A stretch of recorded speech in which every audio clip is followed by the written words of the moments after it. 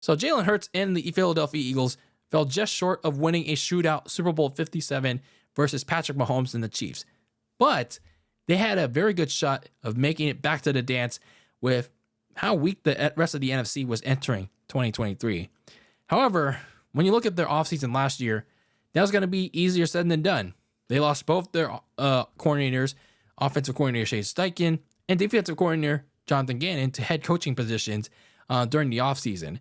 And they also lost key players like running back Miles Sanders, defensive tackle Javon Hargrave, and safety C.J. Gardner-Johnson, among others, in free agency. So several key pieces in their Super Bowl team from a year prior, they were gone in free agency, and so were their key coordinators. Nonetheless, they were still primed to make a run at the NFC's top playoff spot in the Super Bowl, just as long as they're able to overcome those losses.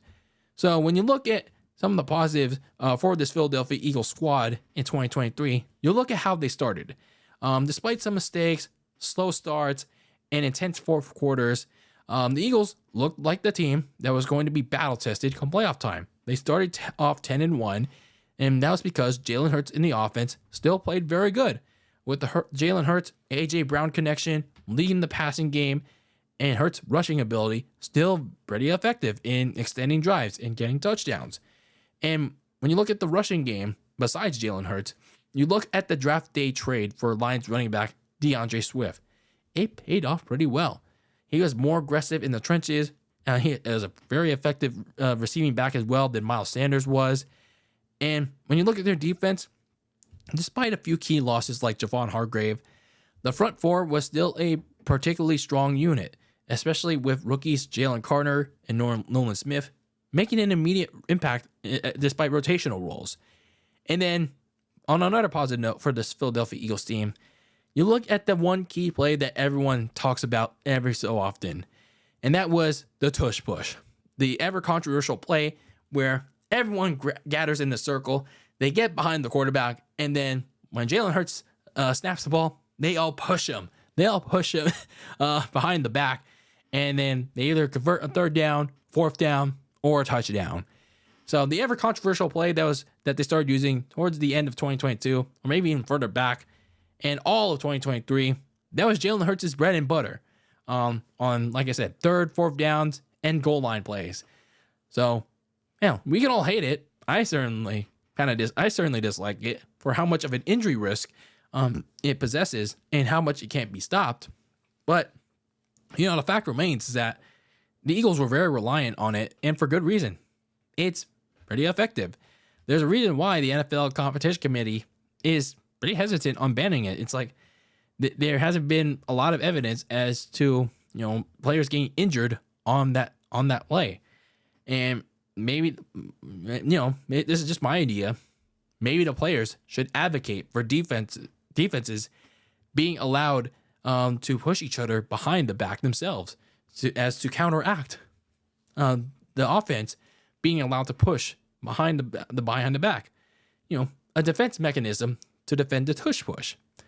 Now, unfortunately for the Philadelphia Eagles, even though they started off 10-1, you notice that there were a lot of glaring problems with how they played. Yes, they started 10-1, but it was how they played in spite of that. What I mean is that they turned the ball over more often than ever they did last year, whether it was by Hurts throwing a pick, someone throwing the ball, you name it. Speaking of Jalen Hurts, he relied so much on the Tush-Push that eventually made the Eagles' offense one-dimensional in the passing game. They also ran it a little bit more than they passed it.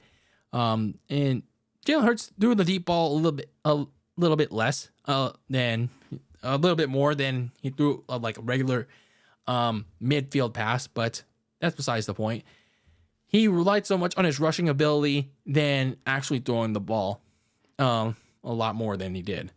And then defensively, that passing defense was horrible. It was really awful.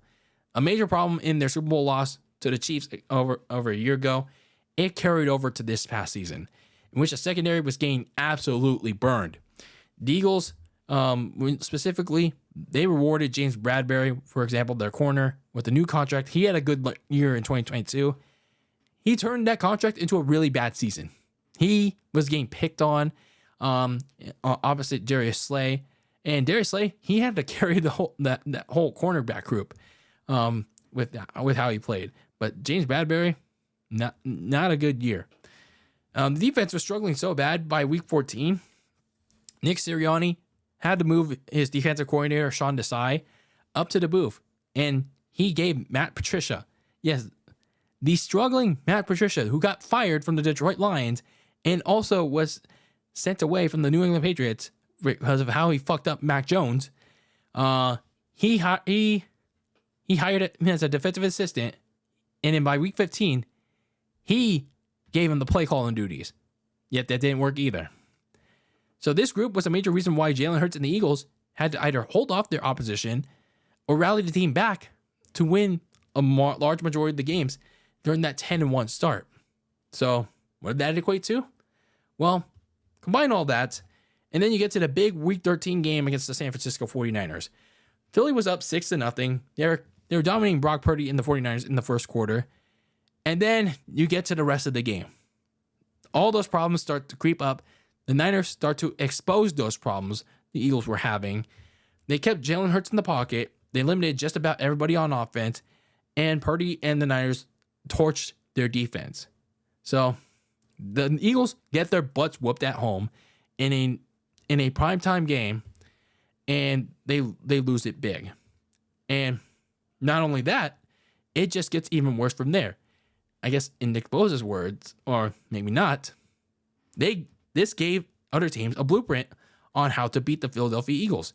And not just how to beat them, but beat them in humiliating fashion. The Cowboys whooped their ass. The Seahawks without Geno Smith. I mean, it was in a blowout, but they somehow managed to beat them in clutch time. And then the equally matched Arizona team came back, rallied back to beat them 2 weeks later. And then a beat-up Giants team, they beat them on their second try in 3 weeks. They all got their turn in embarrassing the Eagles to end the regular season. So from starting out 10-1, and then you lose your last 5 of 6. And then, yeah, you make the playoffs, but you could have had the NFC East and perhaps even the top seed in the playoffs. But instead, you go all the way down to being a wild card team and face the team that you beat in week 3, the Tampa Bay Bucs. And you had to you faced Baker Mayfield and the Bucs in a rematch. And now you got to come up and spur some magic, hope to spur some magic in Tampa Bay. Nope. Their problems carried over, and they struggled all game, eventually letting Baker Mayfield and the Bucs whoop their ass too in the second half and keep them scoreless to end Philly's season on a very down note. So, in fairness though, for the Philadelphia Eagles, it was always going to be difficult to make it back to the Super Bowl after losing it. It happens. It happens for most teams. The Eagles had I think it was the best chance for them to represent again in the NFC because of how weak it was. It was that weak of a conference this year. But instead, despite starting out 10-1, they soon got exposed for who they really were. They had a lot of problems. And they were ousted from the dance in really bad fashion. But here's the caveat. This not to say that they can't make it back there, because they can. They can certainly. But in order for them to prevent another season like this, they have some work to do. So that brings us to the offseason. So currently, as it stands, actually before they started, they had around $39 million to spend before the free agency started. They're picking number 22 in the NFL draft. Some of the key free agents going into this offseason was running back DeAndre Swift, who went to the Bears, and joining him was their trade acquisition midseason from the Titans, Kevin Byard at safety. He also went to the Bears. And then looking at some of their other key free agents like Quez Watkins at receiver, linebacker Zach Cunningham, corner Avonte Maddox. They have not signed on to other teams yet, so maybe the Philadelphia Eagles, if they need them, they can re-sign them. Some of the moves that they already made, they went on to replace both of their coordinators, Brian Johnson and Sean Desai. they replaced him with, I feel like, his better candidates, Kellen Moore and Vic Fangio.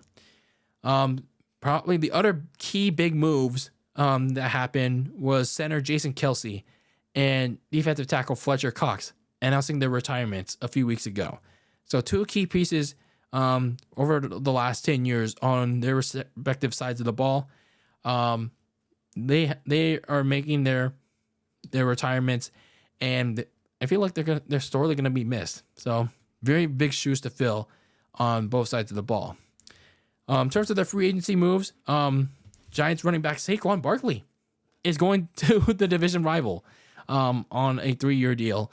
And they're getting C.J. Gardner-Johnson back, though, on defense. So that kind of gets a big need for that Eagles defense that really struggled all year last year. Looking at some of their other moves, they did sign edge rusher Bryce Huff from the New York Jets. And they traded for Steelers quarterback Kenny Pickett for a 4th-round pick. Interesting. Well, it is a backup role anyway, so. But I just find it interesting nonetheless. Maybe Kenny Pickett can try to rebuild himself up. So looking at some of the needs that they still have to address this offseason, mainly focused on some depth for Philadelphia. I mean, looking at the cornerback position first, because it bears repeating, but the Eagles were really bad in passing defense this past year, and that starts at corner. They can really use the draft to draft at least 1 or 2 more corners behind Darius Slay and James Bradbury and compete for those spots. Like, they really need to add some really good depth, quality depth behind that position, because the passing defense was really bad. And then at receiver and the interior offensive line, they can also use some quality depth behind A.J. Brown and Devontae Smith at receiver. And at the offensive line, it's pretty settled with their starters, Landon Dickerson and Cam Jurgens at guard and center. But starting right guard and the depth behind those three, it has to be resolved.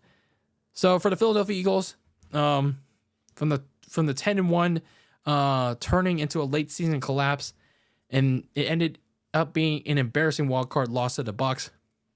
And it's pretty simple. 2023 was a big letdown for the defending NFC champions. But, the caveat, like I said, for the Eagles is that they're currently retooling in some of their problem areas. And, looking at the landscape of the NFC in 2024, I mean, yeah, it's improving in some areas. So if the Eagles, like one of those teams that are kind of improving right now, if they continue to do so, expect them to bounce back and maybe compete again for the division title and maybe even the conference.